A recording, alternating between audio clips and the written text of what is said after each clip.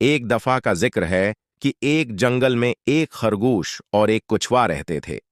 खरगोश बहुत तेज दौड़ता था और अपनी रफ्तार पर बहुत फख्र करता था। वो अक्सर दूसरे जानवरों को अपनी तेज रफ्तारी के किस्से सुनाता रहता था। एक दिन खरगोश ने कछुए को देखा जो आहिस्ता आहिस्ता चल रहा था।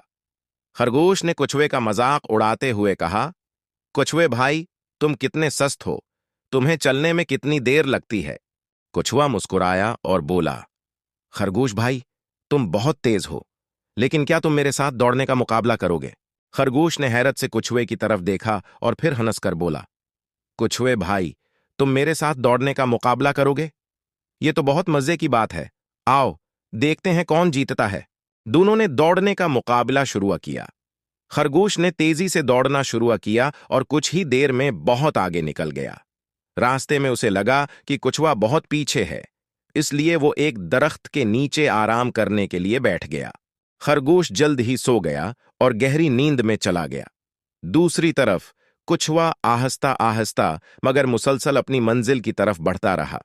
इसने कभी भी रखने या आराम करने का सोचा भी नहीं।